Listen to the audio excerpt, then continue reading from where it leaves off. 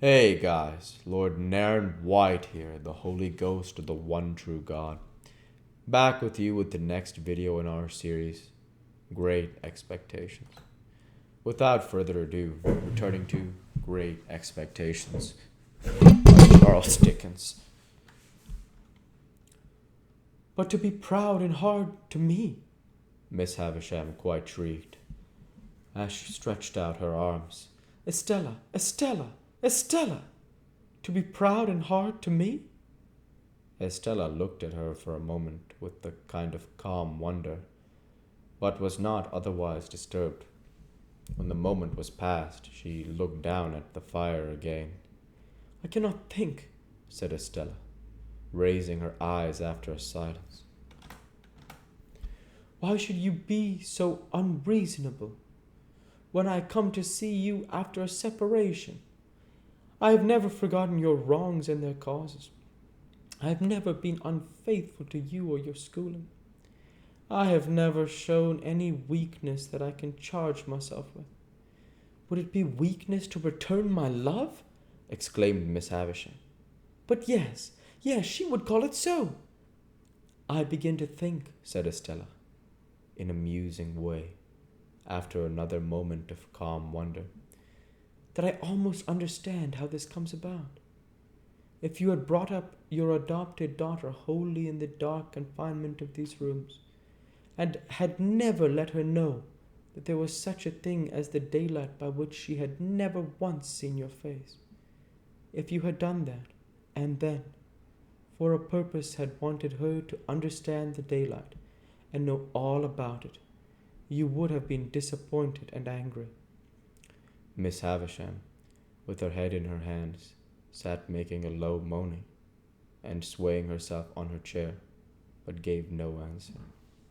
Or, said Estella, which is a nearer case, if you had taught her, from the dawn of her intelligence, with your utmost energy and might, that there was such a thing as daylight, but that it was made to be her enemy and destroyer, and she must always turn against it, for it had blighted you, and would else blight her.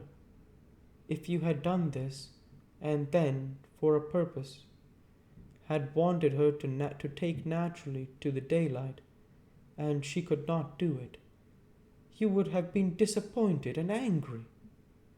Miss Havisham sat listening, or it seemed so, for I could not see her face, but still made no answer. So, said Estella, I must be taken as I have been made. The success is not mine, the failure is not mine, but the two together make me. Miss Havisham had settled down, I hardly knew how, upon the floor, among the faded bridal relics with which it was strewn. I took advantage of the moment. I'd sought one from the first to leave the room, after beseeching Estella's attention to her, with a movement of my hand. When I left, Estella was yet standing by the great chimney-piece, just as she had stood throughout. Miss Havisham's grey hair was all adrift upon the ground, among the other bridal wrecks, and was a miserable sight to see.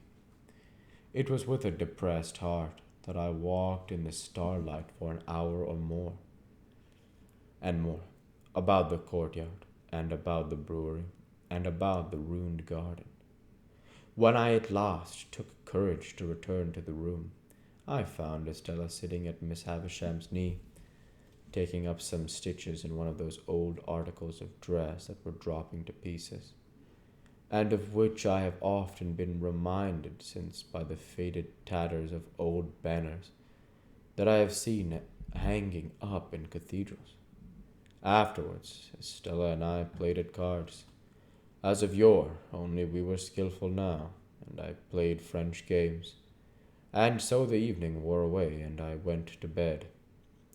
I lay in that separate building across the courtyard. It was the first time I had ever lain down to rest in Sata's house, and sleep refused to come near me.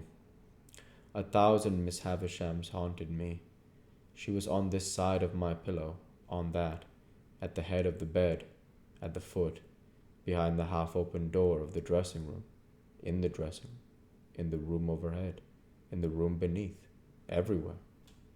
At last, when the night was slow to creep on towards 2 o'clock, I felt that I absolutely could no longer bear the place as a place to lie down in, and that I must get up. I therefore got up and put on my clothes, and went out across the yard into the long stone passage, designing to gain the outer courtyard and walk there for the relief of my mind.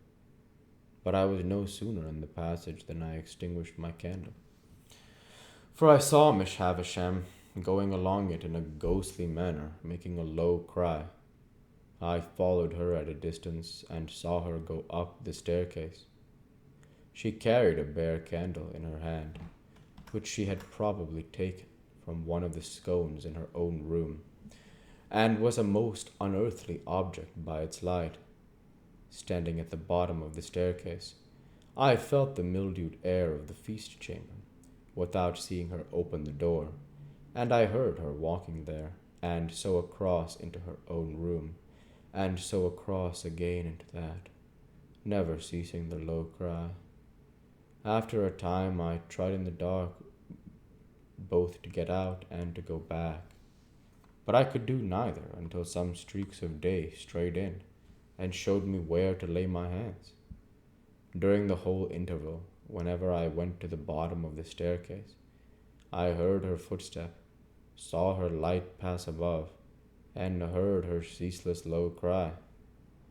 Before we left next day, there was no revival of the difference between her and Estella, nor was it ever revived on any similar occasion, and there were 4 similar occasions to the best of my remembrance. Nor did Miss Havisham's manner towards Estella in any wise change, except that I believed it to have something like fear infused among its former characteristics.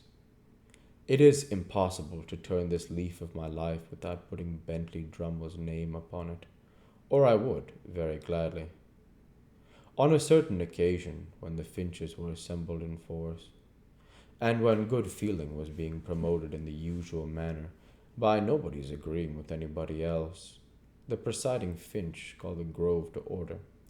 For as much as Mr. Drummle had not yet toasted a lady, which, according to the solemn constitution of the society, it was the brute's turn to do that day, I thought I saw him leer in an ugly way at me while the decanters were going round, but as there was no love lost between us, that might easily be. What was my indignant surprise when he called upon the company to pledge him to Estella.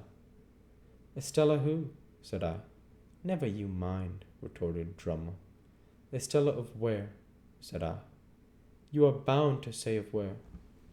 Which he was as a Finch. Of Richmond, gentlemen, said Drummle, putting me out of the question, and a peerless beauty. Much he knew about peerless beauties.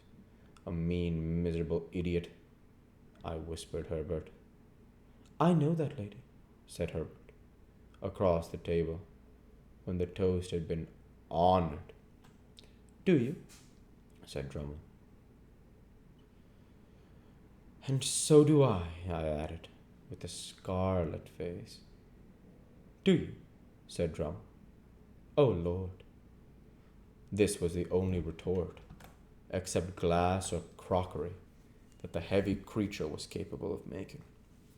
But I became as highly incensed by it, as if I had been barbed with wit, and I immediately rose in my place and said, I could not but regard it as being like the honorable Finch's impudence to come down to that grove. We always talked about coming down to that grove, as a neat parliamentary turn of expression. Down to that grove, proposing a lady of whom he knew nothing.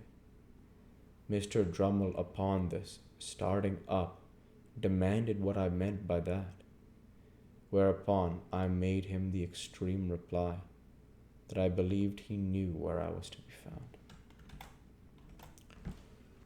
Whether it was possible in a Christian country to get on without blood, after this was a question on which the Finches were divided. The debate upon it grew so lively, indeed, that at least 6 more honorable members told 6 more during the discussion that they believed they knew where they were to be found. However, it was decided at last, the Grove being a court of honor, that if Mr. Drummle would bring never so slight a certificate from the lady, importing that he had the honor of her acquaintance, Mr. Pip must express his regret, as a gentleman and a Finch, for having been betrayed into a warmth which. We'll go ahead and stop there for today, for this week. As usual, I want to say thank you for watching, and I hope you enjoyed. Please like, comment, and subscribe, as it greatly helps the channel. Light be with you all. Take care, and thanks again.